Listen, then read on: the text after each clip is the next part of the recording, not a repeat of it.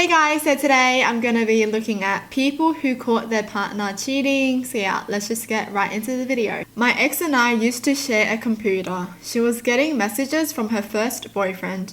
I didn't bother reading them because I figured he was just saying hi or wanted to know where she was in life now. A couple of months later, I'm on the computer and she insisted that she log out while I'm there. Okay, things feel weird here. Another couple of days pass and she wants to visit her parents.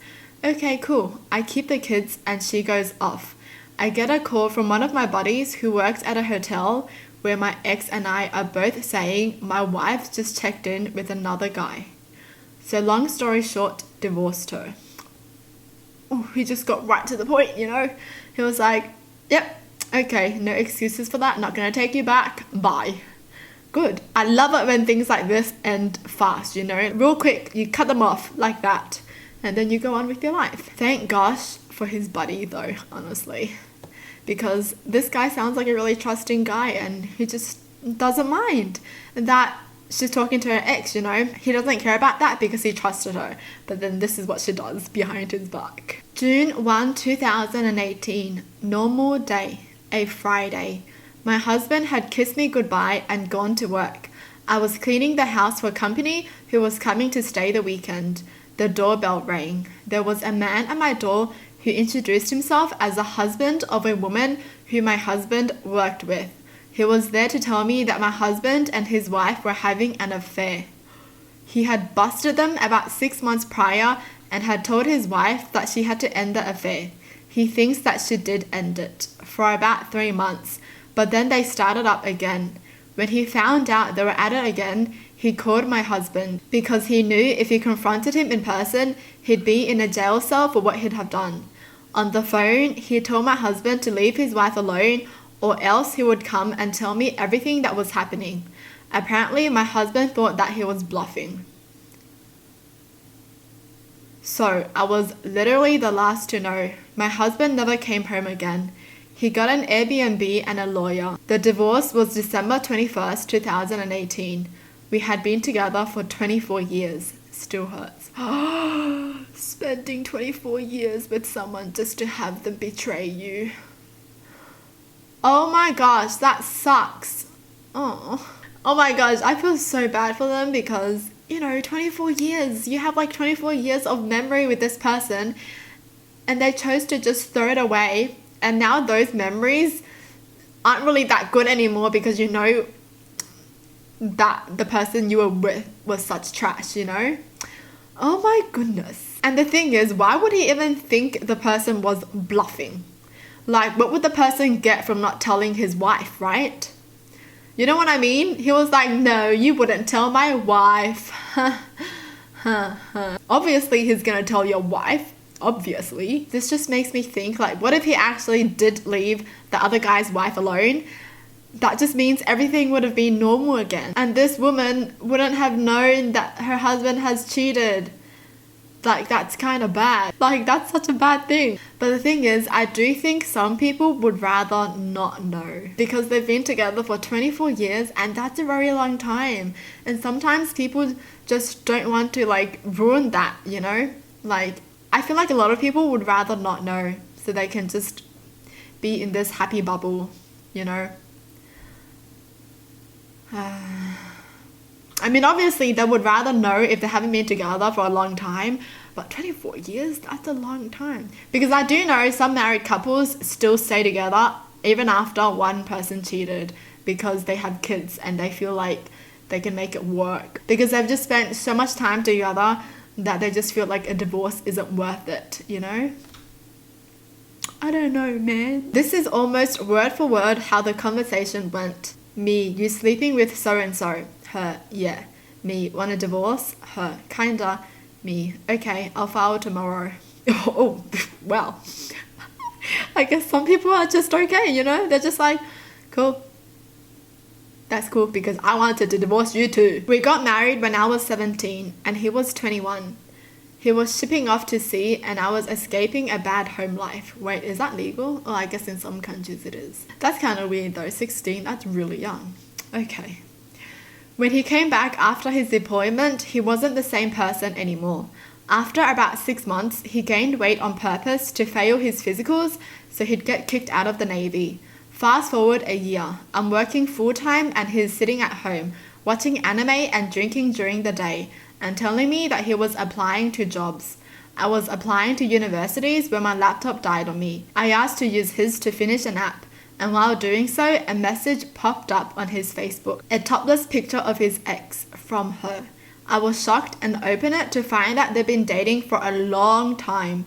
Started again while he was at sea in the Navy. He would talk to her and never to me, saying that he never got the time to email. Oh my god, that's the worst. Okay.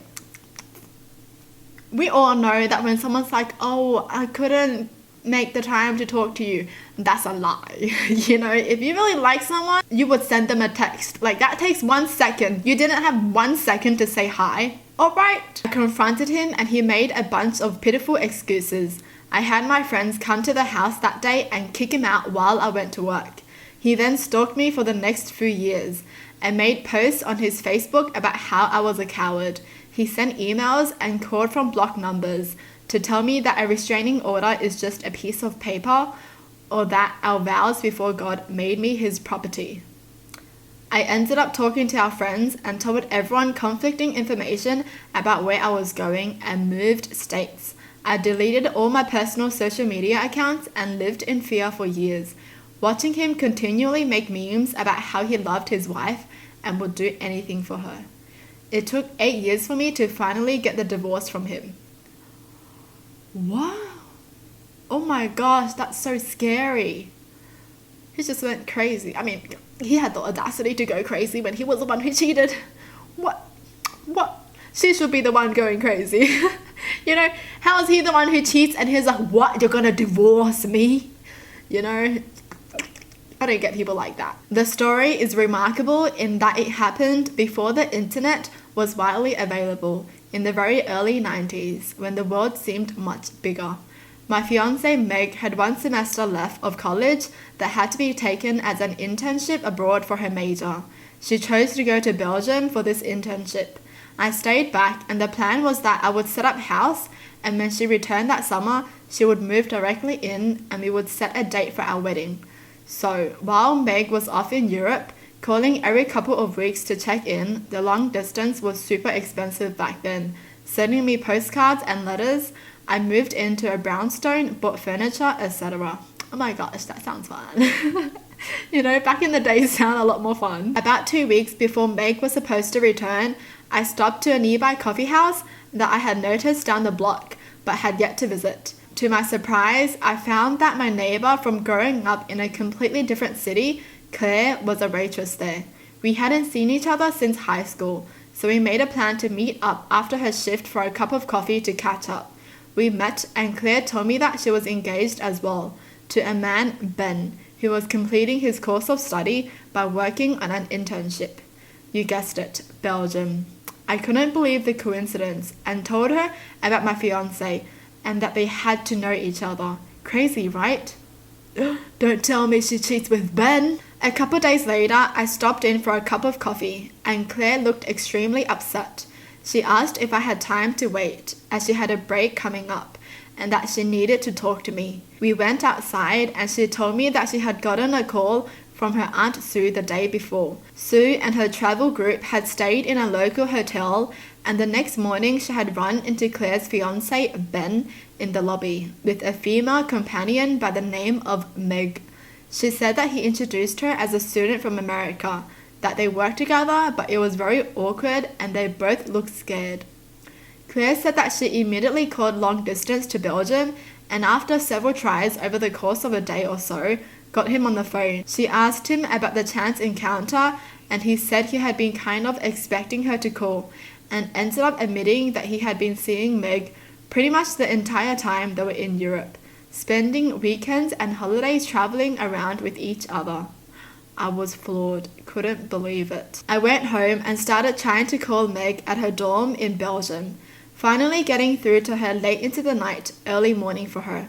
I point blank asked her if she was dating Ben. I didn't even explain how I knew about it. She hemmed and hawed for a moment, kind of acting like I was crazy for saying something so nonsensical. But when I said that I knew Claire, she dropped the facade and admitted to all of it. So Ben and Meg had a very bittersweet homecoming. Meg got off much easier than Ben, as Claire had already left all of his belongings on the front lawn from the day she found out, which had been pretty picked over by the time he got back 2 weeks later. I did pick Meg up from the airport. I think at the time I really just wanted to see her face when I told her that all of our friends knew what a piece of trash she was, and that I never wanted to see her again. To this day, I revel in how many utterly astounding factors of complete random coincidence went in to Meg and Ben, who later married, then later divorced after he cheated on her, being caught. The universe works in incredible and mysterious ways. Jeez, I do feel like if you do marry a cheater, it's just risky, you know, because they did get you by cheating. And if they have the tendency to cheat, then I feel like the person marrying them wouldn't even trust them too. So it's already going to cause problems, you know, because you know he cheated on his partner to get you. So you're always going to be suspicious of him. So, you know. The coincidences in this story though, that's so crazy because they found out going to the coffee shop. Like they've never been there, but one day they were like, you know what? I'm just going to check out this coffee shop. And they met the neighbor there who was dating Ben. Well, that's it for the video. Hope you guys enjoy. Tell me in the comments down below what your thoughts are. And as always, thanks for watching. Hope you guys liked it. And I'll see you guys next time. Bye!